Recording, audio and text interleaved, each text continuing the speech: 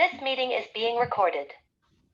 Okay, hi everybody. This is Ronelle Delmont again, and I am here with my friend Steve Romeo and the invisible Sue Campbell, who is with him in a library somewhere in Long Island. Steve Romeo is from Suffolk County in Long Island in a place called Mount Sinai. And I was going to make a joke about Moses on Mount Sinai. No, forget about it. But anyway, you know, Steve has been a friend for so many years. I have so much stuff in this room from him, videos, cassettes, all kinds of books and papers, because he's been absorbed by the Lindbergh kidnapping for much longer than me.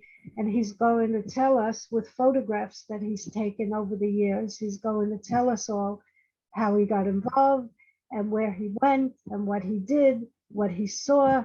And maybe he'll tell us who kidnapped and killed the Lindbergh baby, but I have a feeling, because I know Steve for so many years, I have a feeling it's not going to be that Lindbergh did it, because I think, I guess I'm giving away a surprise here, but most of us know that Steve believes that Hauptmann did the crime, whichever one it was, whichever crime, extortion or murder or kidnap. We're going to find out today. So here you go, Steve. Tell us. Well, first of all, I want to thank you for your website since '98. It was a springboard for a lot of people that will never admit it, but made it easy for them to learn the case. So I got that out of the way. Thank you. As far as me getting into the case, 1991, I saw a documentary on it. And I got interested, and I ended up going to the prison museum to see the electric chair. It was there at the time. Oh. And then I went to Hopewell to see the house, because you didn't need an appointment. You could just walk right in there, and they show you the place. And the guy showed me where the baby was found. He took me there, and it was a marker. It's not there no more, but there was a marker back then. And then I went to the museum. Mark Falzini wasn't there yet. It was Lieutenant DeFeo. He was like in charge. He was a New Jersey State policeman in charge of the museum. And a girl named Dolores, who's still around, I think, with it. And I didn't meet Frank yet. Dolores showed me around, showed me the ladder, you know, and all the stuff. There was more stuff there displayed before the Lindberghs took it out. And then after the O.J. Simpson case, a lot of people got interested in this case. So I saw more people at the museum and, you know, more debates on TV. So that was my beginning. Mm-hmm. And then 1996, I went to the symposium. I met Nancy Attardo. She had a newsletter. Wait, explain the symposium, because that's fascinating. What they did it's at the courthouse, right? They had Robert Bryant, Jim Fisher, a guy that studied the newspaper part of it. I've never heard of him again. He said he was going to write a book. He never did. He did his thesis on the newspapers of the case. He met two jurors, and who else was on the panel? The guy that wrote the script for the Lindbergh case movie, and somebody else, Robert Bryan, Jim Fisher. Tell them who Robert Bryan. Tell them was there before he died. Tell them who Robert Bryan is. Explain who these people are. Mrs. Hauptmann's attorney to sue the state for her husband's death. And he was in my bed and breakfast, so I got to talk to him a lot. Oh. Yeah. And she had just died, I think, maybe 2 years before. I forgot what year she died, Mrs. Hauptmann. But he was there with his family, and I had good conversations with him, you know. And that was a great week. I'm surprised I never did that again. That was Richard Sloan was there, but I didn't meet him there. I met him after. So that's the beginning. Nancy Attardo got everybody together with her newsletter. Mm-hmm. So we started going on a Bronx tour. I met Sue Campbell, another researcher, and that's about it. Oh, it's frozen. It's frozen? Yeah. You're frozen. Yeah, I'm frozen, but go on talking. It doesn't matter if I'm frozen. You're not frozen. You have any? There I am. Yeah, go ahead. And then 98, your website came on. Right. And that was it. Okay, well, if that was it, here we go. Let's share the screen. And somewhere there's a PowerPoint program here. Are you able to see anything? No, Oh, la, la, here we go. there we go. Really? I Okay, see me on the ladder. okay, but it's got to be a slideshow from the beginning. How about that? No, It says it's paused. For some reason it's paused.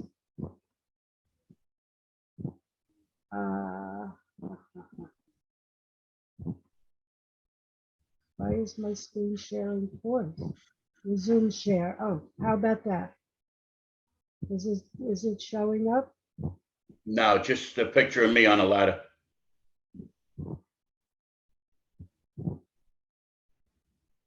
Pause share. Start share.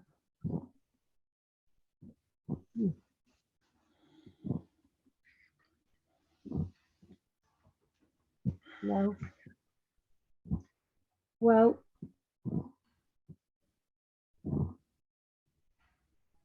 very strange. This may be an old copy of Zoom that I'm working with. I don't understand why we're having glitches. View normal. Slideshow from beginning. How's that? No, Same. same. It's not there. Nothing is responding to any of my clicking. Very weird. Oh, how's that? Same. We're back. Now we're back. We're back. Well, keep talking anyway. Maybe. I saw the play a lot of times. Which play? Harry Casman, the play at the courthouse in Flemington. That I was a saw that play? about 5 times. But what do you mean by a play? I thought it was a The mock trial. The mock trial. the mock trial. I Yeah. saw it about 5 times. He did it. that Reenactment. way. Reenactment. Well, what was the outcome? Did he? I never went to one of them. Did they have an actual jury that had to decide the verdict? Actually, the people paying to come in, he would pick people to go on a jury. So I was on a jury 3 times. Well, how did that So go? he had the jury foreman say guilty, which was one of the people that paid to see the thing. And that was the end of it. That was the end of the play. And you pay more to be on the jury. You But I didn't paid- because he Oh, You paid more to be on the to jury. be on the jury. okay. You were required to come with a guilty verdict? You couldn't have. No, it would, no, if you were the foreman, you had to say that in the play at the very end, Oh, guilty. So he tried to make it as real as possible. I see. It wasn't as if you were retrying Hauptmann. You were just. No, it was nothing like that. It was nothing like that. Yeah, everyone was reading from the script, probably. Oh, speaking of that, I do want to make a video alerting people that they can read the trial transcript on their cell phones. I have the entire transcript on my Kindle on my cell phone. 3 books. Do you know about it? No. No, I didn't know about it. Yeah, it was very little money. It was a few dollars each volume. Volume 1, volume 2, and volume 3. They're all on my Kindle, and the best thing about it is that you can search. You could do a search for a word. Let us say you want to know, I don't know, name something in the case, St. Raymond's. You want it here. Well, I guess you cannot see it. Oh, sorry. But it's on, oh, keeps disappearing. Anyway, the whole trial's on my cell phone, and you could put in a word. It's wonderful. Let's say you want to look up ransom note or JAFC. You could just put it in and it comes up wherever the words were spoken at the trial. So, okay, you went to the courthouse, so they had the mock trial at the courthouse 5 Yeah, times? for a number of years. Hmm. And I we go to the Union Hotel and eat after the trial. Some of the actors came over there. It was a fun day. Is that a restaurant? They tore it down, right? It's been, I don't know what they did to it right now. I don't know. It was a restaurant then. uh-huh. And upstairs were apartments? What did they do with the hotel? It looked the same. The guy let me see the rooms where the jury stayed one time. Really? And the tubs were still there. It was like, nobody was up there, but they were still there, the rooms at that Yeah. time. So what do you think of a jury that is supposed to be sequestered in that hotel across the street from the courthouse, when we all know how mobbed the streets were, thousands of people on the streets shouting, yelling, whatever, and they took the jurors right through the crowd without I don't think they took them out the back door. They took them out the front door, Just walking side, right? The the side. gauntlet, Really? gauntlet. And the jury had to go where the police were right to the Union Hotel. And they had their meals behind a screen, a cloth. Yeah, they should have never put them there. It didn't make any sense. Doesn't make sense to me now that they put the jury there. They didn't want to bus them anywhere. I don't know. And I thought it was stupid, they wasn't it? stayed upstairs in those rooms, and they heard everything through the windows. They were not really sequestered. That wasn't fair. So No, they weren't. I agree with you with that. let's tell everybody how much we disagree. I'm gonna, Well, we're getting to that now.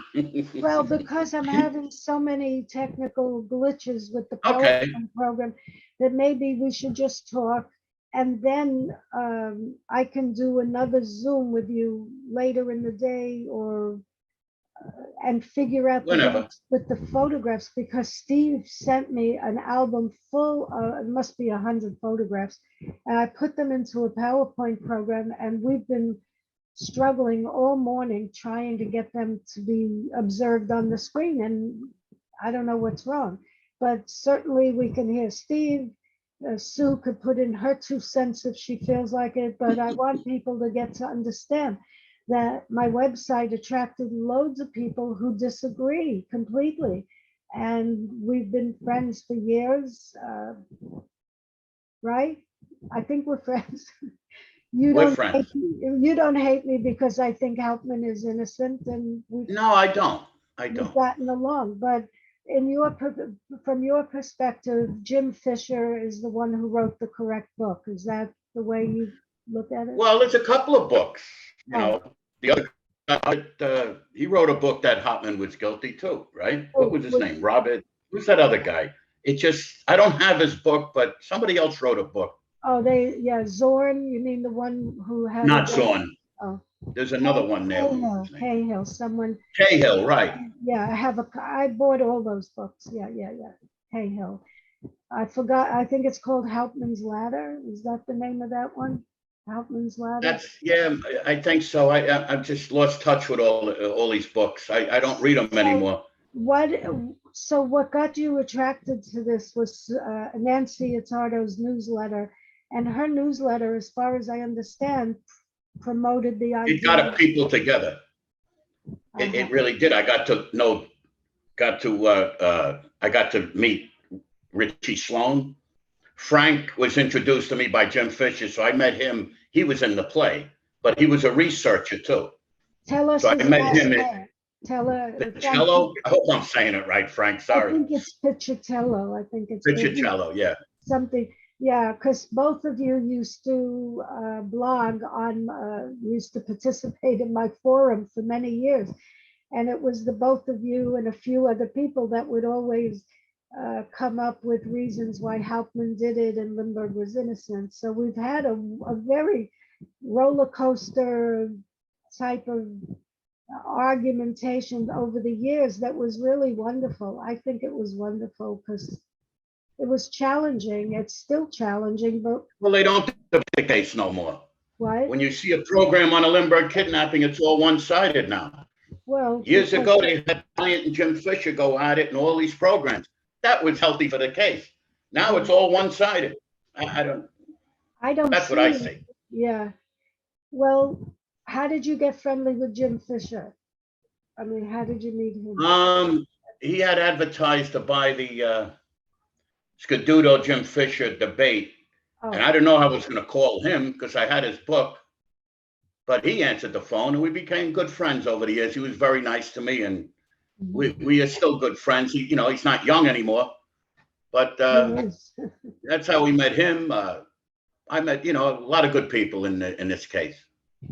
Well, should we tell everybody what they're going to see in some of your photographs about how you managed to get Well, into Hauptmann's? Yeah, I credit Richie Sloan. He talked to the people, and we got in that house, and I didn't know the attic well. No book had a good explanation at the time about the attic. Where with rail 16, I didn't know where anything was. I went in that attic, and I'm looking for rail 16 at the wrong spot. You just didn't know. I didn't know. It's a lot of junk up there, but the whole attic looked like rail 16. It was Southern Pine, and it was amazing. A lot of ththings in that house was the same as 1930s. The same shelf with the shoebox. I offered the guy money for the shelf, but he wouldn't sell it to me because it's a famous thing in this case. That was very nice of the people to let you in there. It was good of them. But they sold it, and then you went. Were you there when it Yeah, was? it was already renovated. History was lost, and I would have liked to had all the wood in the attic for Kel to examine or whoever wanted, but history was lost. So You're naming renovated. people. Wait, slow down. I know you're so enthusiastic like I am, but we have to remember that this isn't a private conversation and people are interested in the case, but you have to tell everyone who everyone is. Who is Kel? Explain who Kel is. You keep using his name. Calvin Correga studied the wood in the Kidnap ladder for 5 years, dug up old pictures, and he knew the attic well. And we never got him up there. We could never get him up there to see everything and measure and do all that wood stuff that I have know nothing about. I don't know. You don't? I don't know wood that well. But that's who Calvin Correga is. Right. And I've invited him to come and talk about his study. He wrote, what is it, 80 pages? I have a copy of it somewhere. I don't understand all the details. And my impression of the jury is that they must have fallen asleep during all of that testimony from the wood expert. It's scientific stuff. It must have been boring. The courtroom was crowded and hot, and I don't know. I don't believe that the wood came from Hauptmann's attic at all. I think the police framed him with the wood, that guy Bornman, Lieutenant Bornman. But you and I will never see eye to eye on No, we won't. right. We But won't. but it is amazing that you got into Hauptmann's attic before it was all renovated. And when was this? 20 years, 25 years ago? Had to When be did- something. It had Yeah, to be 15, 20 years ago. yeah. And you have I went in. photographs. What? I went in the baby's closet and all where Hartman wrote Condon's name. I went in that closet. It was the same wood. It wasn't renovated, the place, so everything was the same. It was amazing. Isn't that something from 1930s till you Right. got in there in the 1980s, was it? The 1980s, 1990s? 1990s, maybe early 2000, late 1990s. It had to be in the 2000. And the interesting thing is that nobody else went there before you to investigate all those years. They said a few people did, but I don't know who they were talking about. The Oh, owners or the people renting the house. uh-huh. And so,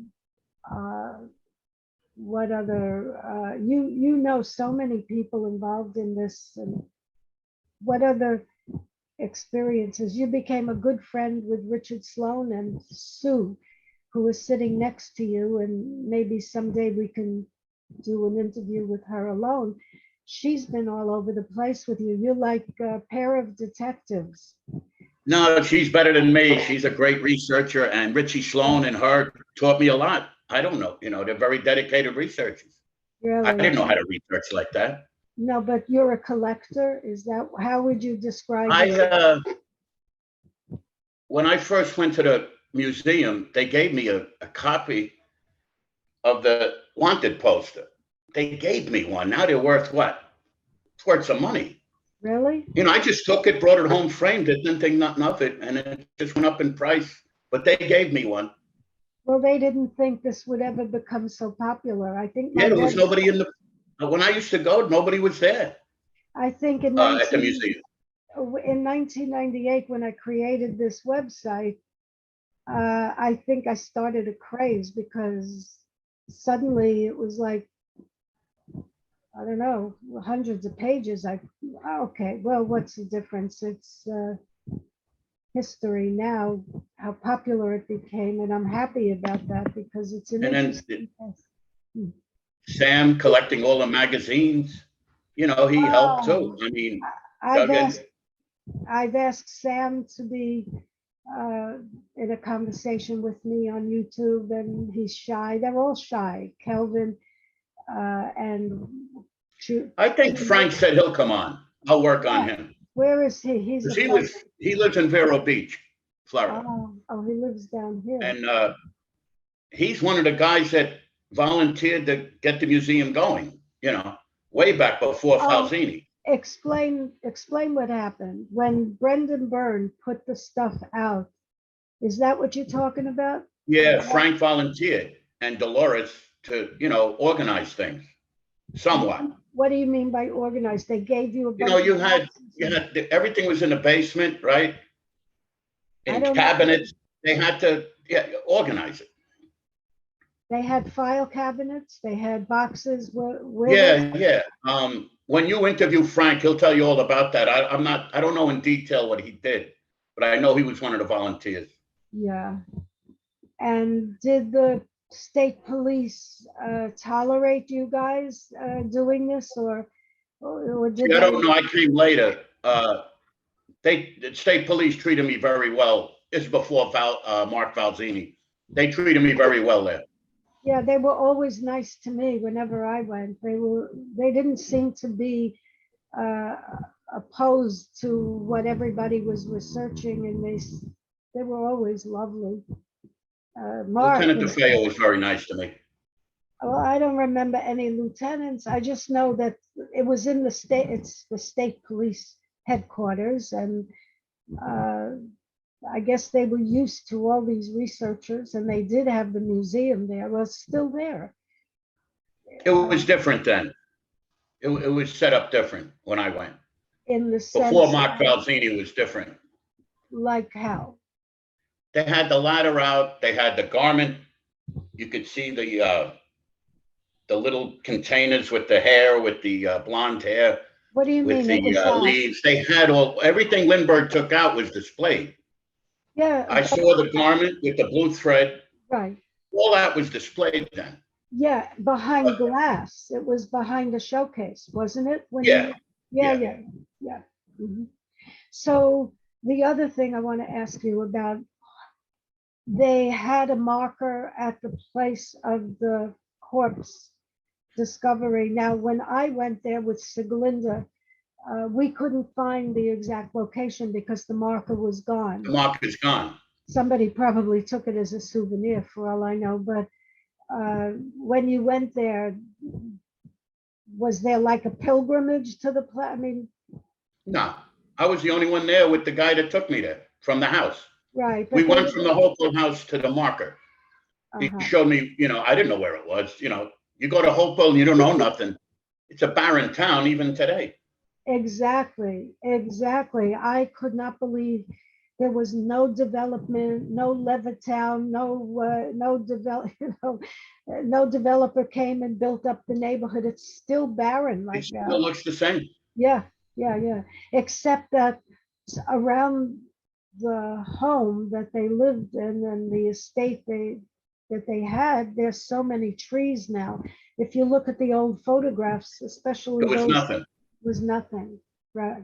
Nothing. And you never got inside the Hopewell house? You never got Yes, I inside? did. I went Unless- inside, I went to the baby's room.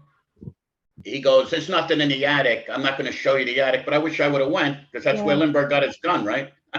Not in When he the was attic. told. He didn't Oh. go in the attic, I forgot. No, he went to his bedroom, took it out of the Oh. closet. But I wish I could have gone in the attic when I was there. In the basement, I would have liked to gone. Yeah, the basement, that's another place. They held, what's his name there? What's his name? Who they held in the basement? Curtis. Curtis. They held Curtis in the basement. Oh, that's right. Yeah, I didn't know that at the time, you know. Yeah, but people who are watching this have no clue who Curtis is. He was the shipbuilder that claimed that he was talking to the kidnappers From Norfolk. for Norfolk, Virginia. Right. And when they found the baby, they knew he was lying, and Right. they held him. Yeah, the police arrested, they didn't arrest him. They Held him. they held him for like a week, I think it was. So he had a court hearing, right? He went to court. Yeah, he was tried and convicted. And do you remember? $1,000 fine, I think he only got. Yeah, he never went to jail. He paid a fine. But the thing is, everybody who believes Hauptmann got an unfair trial points out that Curtis was tried and convicted for interfering with a kidnapping gang. He was, So, yeah. and then a few years later, they convict Hauptmann as a lone perpetrator, a lone kidnapper, a lone murderer, and a lone extortionist. Well, they never connected anybody else with him, so what else can they do? No, but the point is, in the very same courthouse that you've got a million pictures of when I put them on the screen later, in that same courthouse, Curtis was tried and convicted of interfering with a gang. Interfering with the case, I think. No, a gang. Gang, there was no gang. Well, Did they ever find a gang? of course not. But the point I'm making is that if the jury believed there was a gang, and Lindbergh gave testimony at Curtis's trial right there in Flemington, it was June of 1932. So they found the baby on May 12th, 1932, and a month later, as you correctly said, as soon as they found the baby's body, they put Curtis in the basement and began torturing him for a week, and he had to sign a confession to go home to Virginia to his wife and his daughters. And he signed the confession, and then Lloyd Fisher, what's his name? C. Lloyd Fisher, defended him at his trial in June 1932, which, or maybe I'm getting him mixed up with Gaston Means, because that's another trial that happened way before Hauptmann, but that was not in Hopewell, that was not in Flemington. Curtis was tried in Flemington and found guilty, but the point I'm making is that he interfered with a gang. So if there was a legitimacy from the trial in June 32 that there was a gang, Lindbergh gave testimony that he was caught up in a hoax about a gang. He believed there was a gang, and then turns out there was no gang. It was just one carpenter from the Bronx who did everything all by himself. Well, he was spending the ransom money, so he had to be implicated. Yeah, he was spending the ransom money, but I'm just pointing out who Curtis is, because the basement would have been an interesting place to torture. Well, the cops had the whole house to themselves. They lived there. Some of them lived there. How was the garage? That's where they kept the headquarters. Did you go in Lindbergh's garage? I might have. It's been a long time. I might have walked through it. Yeah. Back then, they didn't care where you walked in the house, Really? back then. Yeah. Then they started, you needed appointments. Well, oh, yeah. Yeah. Well, I got in because I told the fellow when I knocked on the door that I flew in from Florida just to see this house, and okay, come in. And he took me all around the baby's room and all the rooms. The staircase was very interesting, right? The staircase, because Yeah, that's so ominous, right? When you go in the house and that staircase hits you and you realize, oh my goodness, somebody took that baby down the staircase or walked up I don't. Yeah, we have ghosts. I don't believe that, but if, No, but we hear about the house when we read the books, and then to be there, it's quite a different experience. it is, yeah. What else I was gonna tell you? Harold Olson I became friends with. He thought he was a Lindbergh baby, and he had a sense of humor. Explain who he was more than you. Harold Olson is a famous Lindbergh baby. He claims he was a Lindbergh baby. And so, right, he sent Sue stuff. He sent me pictures of his feet. Yeah. Harold went crazy, sent me all this stuff. So we became friends on the internet. Wait. And I said, Harold, you're Steve, slow down. Tell people why he sent you pictures of his naked feet. Why did you? And then it was a photo of his feet and a photo of the baby's feet. And he had it on one picture. Because he was trying to make the case that his toes were deformed, right? Like the baby. Yeah, just And like the babies. And the baby found in the forest that you visited was not the real baby, and he's the real baby. Right. Okay, go on, tell it. So anyway, I said, Harold, when they had the latent prints of the baby's fingerprints and they compared it to yours, it didn't match, Harold. And he started explaining that. How did he And get I'm the it? only guy that called Harold Olson a crazy bastard. And he laughed. He laughed. I mean, he had a great, I'm the only guy that ever called him that. Because we were good, we're friends.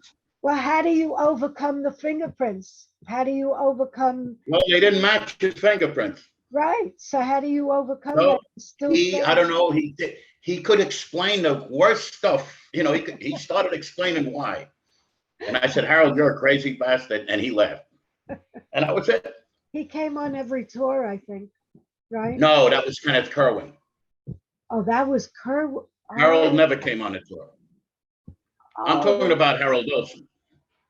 Oh, I thought. Kenneth Kerwin came on a tour a lot of times. He's lot of the times. baby. Okay. You want to explain him? I don't know. He wasn't he wasn't a friendly guy. He'd say hi. He autographed a baseball for me because I wanted Harold on it too, just to have that. I'll probably give it to Nancy Attardo because she likes all that stuff. I know. I have an autographed baseball of Kenneth Kerwin. An I'll give autograph it to Nancy. baseball of Kenneth Kerwin, who claimed he was the Lindbergh child. Kenneth Kerwin's another Lindbergh baby. Right. Which is what is Sue saying? I think he was on the 2002 Bronx tour. Oh, he was on a lot of them. Yeah, well, that one in particular, I remember. He was represented by Bryant first. That's how Bryant got to Mrs. Hartman to be her attorney. I think, if I'm not mistaken, I think he was Kenneth Kerwin's attorney first. I see. There were many of these Lindbergh babies. Well, I don't know how many. They started popping up years later.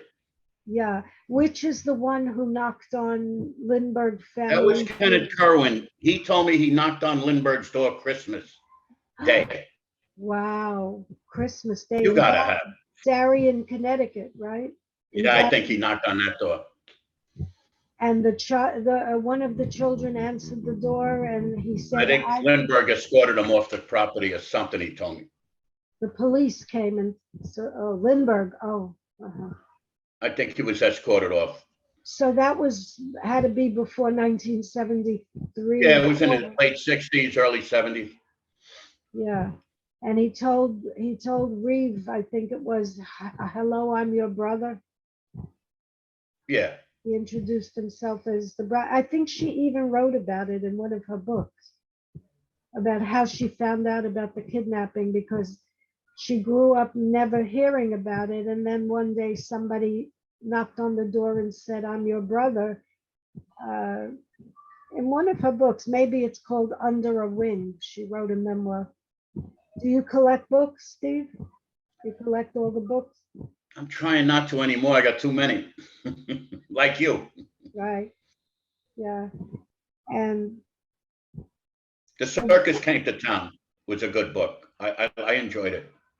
did you go to see the lecture for that? No, I didn't know. If somebody gives me a heads up, Sue and I probably would have went Yeah. to that lecture. Well, I'm going to do another video with all of your photographs, because if I start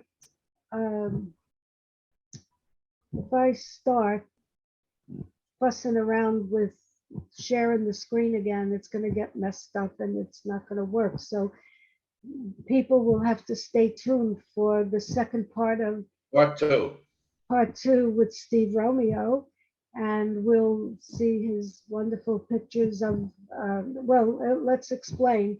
Kelvin Correga, who is your friend, and we all know each other. When did he do this? 10 years ago? He built a replica of the kidnap ladder, the supposed kidnap ladder, and he brought it on one of Richard Sloan's tours in the Bronx. They schlepped it around Van Cortlandt Park on a gorgeous spring day. It was just one of the most beautiful spring days ever in New York. And we all sat on the grass, and he gave a lecture for at least an hour with photographs, and he had the ladder, and Steve carried this thing around. Everybody, except I didn't try. I wasn't going to go on that thing. They put it against the bathroom building on Van Cortlandt Park, and everybody tried. Did any of us get to the top? Do you remember? She did. Oh, Sue did. Sue went on it. Well, there's a photograph of her starting to climb it.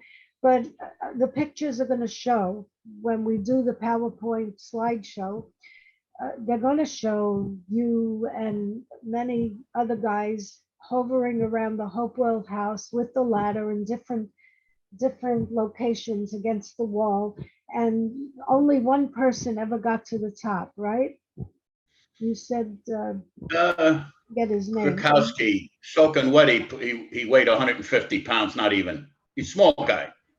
So was that the problem with the ladder, that bigger guys were afraid to go, or Kelvin Correga told me, and I don't quote me. This is a long time ago. That he thought it was a defect in building the ladder. He put the dowel pin hole too close. That's why it cracked on the way down. It wasn't the weight, because it cracked in the same spot when he did it. Really? He thought it was a defect when they built the ladder, that they put the dowel pin hole too close to the end.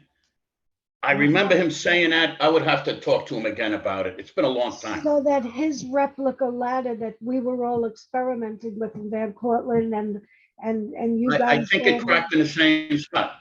Wow. Oh, I didn't So know that. it's something I have to talk to him about again, because Right. I thought he told me that.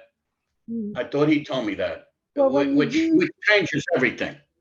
When you talk to him, tell him he should do a video with me and explain his experiment. There was a documentary that featured him doing those experiments, but building the ladder. You know, when I went to the museum in the old days, Mark, the first time he met me, he took the ladder out of the showcase, and I was touching it and taking pictures of it.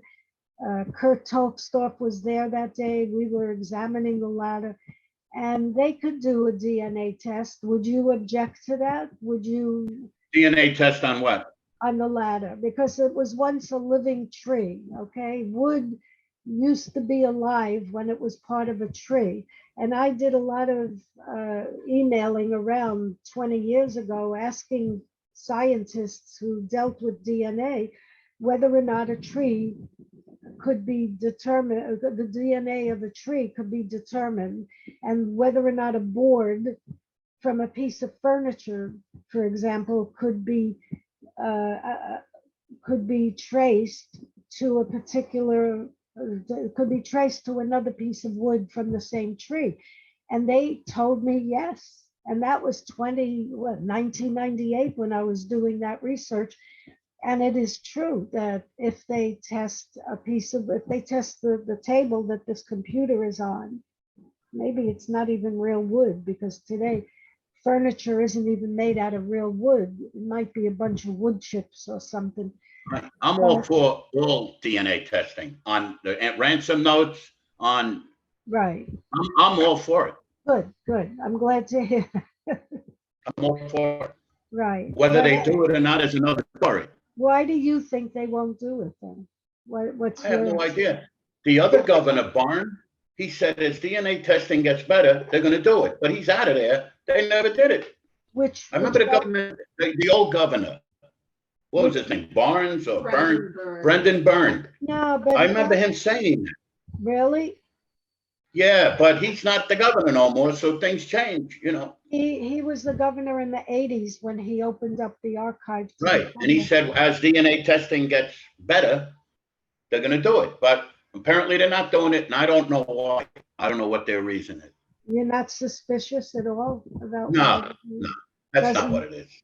No, but even when others have offered to pay the money for the testing, because the excuse when I was asking them to do it, the excuse is that New Jersey didn't have money to pay for, they were expensive tests at that time. And then Mike Caulfield, from a reporter from down here in Florida, got his station to pay, his television station, to offer to pay for the testing, and they still refused. They still refused, even though it would not cost a nickel from any taxpayer of the state of New Jersey. It's still expensive though, if they could do it today. But the expense was going to be carried by the news station, not by the state of. I'm baffled they won't do it. I'm all for it. All for it. Good. What, next question, Steve. What would you say if it turned out that the ladder rail 16 does not match the attic board? With the DNA does not match, making it impossible for the two pieces to have been inside of Together. any tree, right? What would you say? Would you I accept? don't know. I don't know what everything has to change. Would your And attitude? if that's Jane Hoffman's saliva on the stamps, things have to change. Right. But they're not doing it, so. No, they're keeping us in suspense.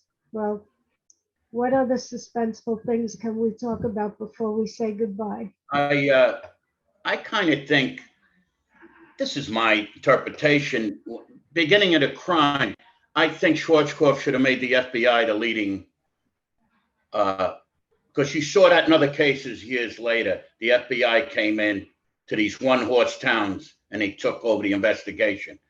And Charles Mitchell would have never done the autopsy if the FBI was in there. He would have got a right autopsy. Explain what you're referring to. Charles Well, Mitchell. Charles Mitchell was the coroner that did the autopsy. Well, he said he did it, but now you find out he didn't really do it. He had arthritis. He should have never accepted doing it. That was irresponsibility. Swayze, what's his name? Swayze's assistant. Swayze. I don't know if he was qualified. He was the funeral director, Swayze. Right. He admitted years later, and I have it on tape, that he actually did it with him coaching him. Why do you have that on tape? Mitchell had arthritis or something. Right, but why do you have it? You interviewed Swayze? What do you No, mean? they interviewed him in the early 80s, and I have the tape. And Wow, he said that. You have your own archive. You've got. I wouldn't call it an archive. Yeah, because you were there at the beginning of all of this interest. You've sent me a number of things, one of which I treasure because it's so fascinating to watch. a video of Scaduto, Anthony And Fisher Scaduto, having and Jim Fisher having a debate. that's like mid-80s, that thing. I mean, Mid-80s, right, because Scaduto wrote Scapegoat in the late 70s, 76. And Jim Fisher, when did he write his first book? I think the 80s, somewhere in the 80s. I'm not And sure. I think they were at Rutgers, did you say? Rutgers University when they had that debate. It's very I interesting. think they had it at Rutgers, if I'm not mistaken. Yeah. Well, we're having a debate on video right now, and I hope people are getting interested in the case. Somebody's got to solve it. But before I let you go, according to you and the way you look at the case and all the years you've been doing this, you think the case has already been solved, right? You have no I problem. kind of think so. So I what things I about don't know, it? they caught Hartman with a lot of stuff, the ransom money and Rail 16, they hammered it in the same spot. I don't know what else to say. I mean, Hartman So, lied in his interrogations time and time again. He just lied. so you, How are they going to believe the fish story when he lied so many times before it? I don't know. well, the problem with the fish story is that fish was dead, and you could say anything you want about a dead person, basically. And I guess so. I guess so. He didn't mention the money until they found it. So that's another problem with his part. I don't know. Right, he lied about the money, and it was hidden in the garage. But And he I- shouldn't have been put on the stand either. Putting Mhm. Hartman on the stand was a mistake, I think, because he just buried himself even more. Oh, you do think Buried that? himself even more. I Mm. think. I don't know. Maybe I'm wrong. I don't know. No, you're entitled to your idea. You've been studying this as long as anybody. So what else do you think about the trial? Was it fair, do you think, in your opinion? It was fair. They had a lot of evidence against Hartman, but I don't like where the jury was. They should have busted him somewhere. Not even there wasn't many courtrooms around then. I mean, it was 100 years old then, that courtroom. Really? I mean, yeah, it was old then. I didn't know. So I don't believe the jury should have been across the street. No. Well, all of these things led to people like me challenging and questioning everything. That's the problem. If they had done things on the up and up and not repress the defense by not letting them in, they didn't let them see the ransom notes, they didn't let them in the house, they repressed the defense. And all of these questions arise over the decades because of these problems with the trial and the prosecution. They didn't play fair. I'm sure you agree with that. Even though you think Hauptmann's guilty, do you think that was fair the way they I operated? don't know about that. I don't know the ins and outs of what the defense wasn't allowed to do. You know, I just don't know. I don't know. Do you know that they beat you? You understand they beat up Hauptmann and didn't? Oh yeah, they did that to a lot of people back then. Ah, Police procedures was bad back then. They didn't rope the house off. Condon should have never been able to sleep in the baby's room. That house would have been cordoned off today, and nobody's allowed in it. The police procedure was bad. That's right. That you brought up. Yeah, Condon slept in the room there. Lindbergh wouldn't have been allowed in his house today if that crime happened today. That's true, isn't it? Yeah, they rope it off. You're done. Crime scene. Right. And the footprint is missing, the muddy footprint that Well, FBI said it was inconclusive. It was muddy, and it makes it bigger. You don't get a real good reading. Back then, maybe now they have different techniques. I don't know. But you're right that Schwarzkopf had no expertise in stuff like this. He was a detective. Just because I studied cases after this case, and they always gave it to the FBI because they had the, Yeah, they had. Charles Mitchell wouldn't have done the autopsy. I'll tell you that right now. I'm sure the FBI would have sent it to a. What do you think happened? Because none of us will ever know. It's much too late. The corpse has been cremated immediately after, within a day or two. What do you have any idea of what might have happened to the child, how he died? That's You know, probably the toughest question. I mean, Right. you don't, people say he dropped it. There's no proof he did. He could have killed it in the crib. He could have done a million things. I Right. kind of think he killed it in the crib because I don't know, dropping it, doing all that, I don't know. It's just, it's a Right. big mystery. There were cracks in the skull. Explain. There were cracks in the skull, and Right. for everybody has a different idea. Some people think the child had been shot because there was a hole. One of the police at the scene where they discovered the corpse said that he turned it over with a stick, and that's how he made the hole in the head. I mean, there are a million questions about the. That's why it needed a good autopsy and it didn't have one. Right, right. And there's It only didn't have a good autopsy. right, and there's only one photo or two photos of the remain. Yeah, And Charles Mitchell didn't take any photos. So I don't know no. what kind of coroner he was. He was Mitchell- confronted on the stand by Riley. He Right, didn't take photos. right, right. Does Sue want to say anything? Maybe at a later time, Ronelle. Okay, Maybe at a later time. I mean, maybe I could, pick up one of the books that I haven't touched maybe in years, and we can maybe agree on which one we both could read. So when I come on, we could focus on one of the Kidnap books. that would be wonderful because Nancy and I are going to talk about the Kennedy book, Ludovic Kennedy's Airman and Carpenter book.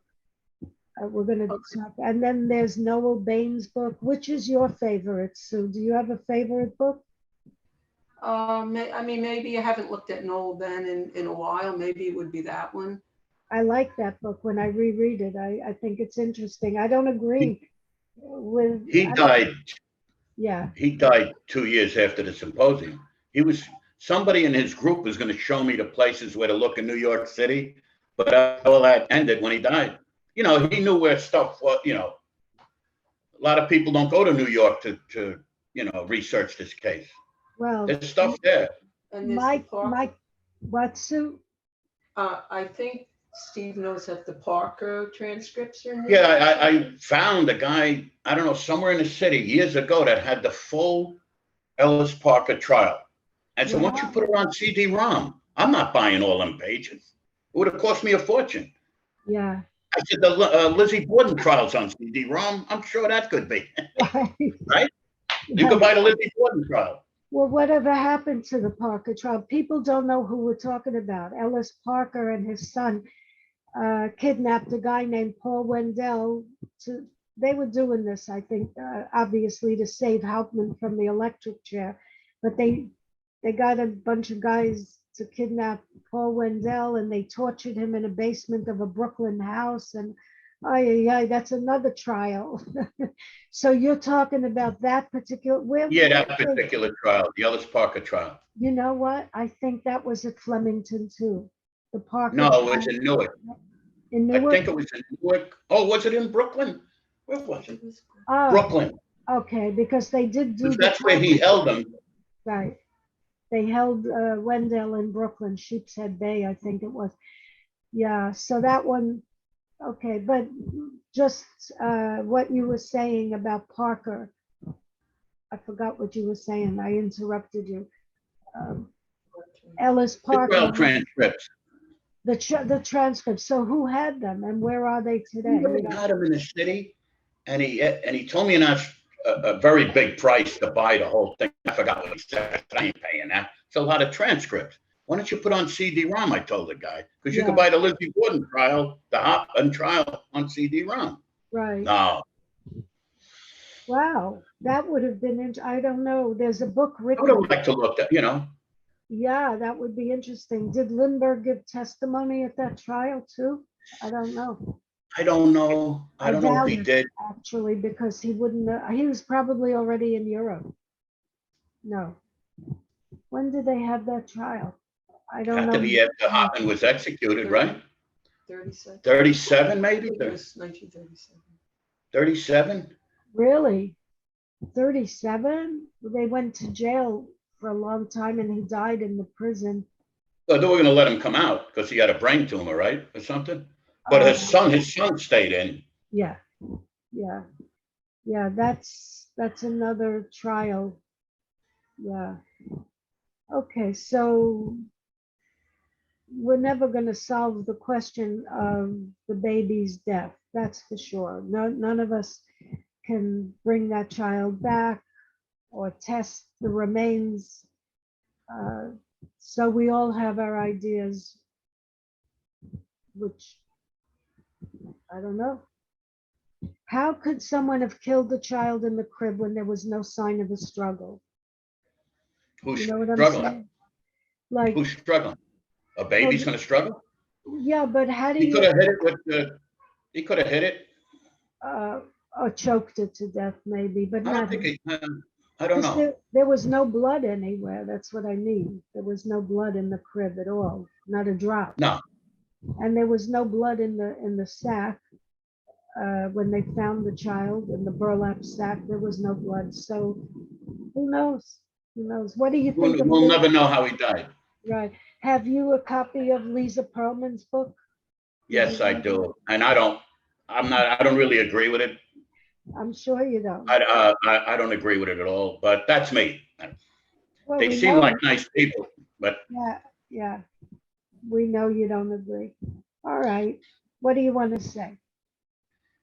Any I message? didn't mention who's that researcher? Siglin?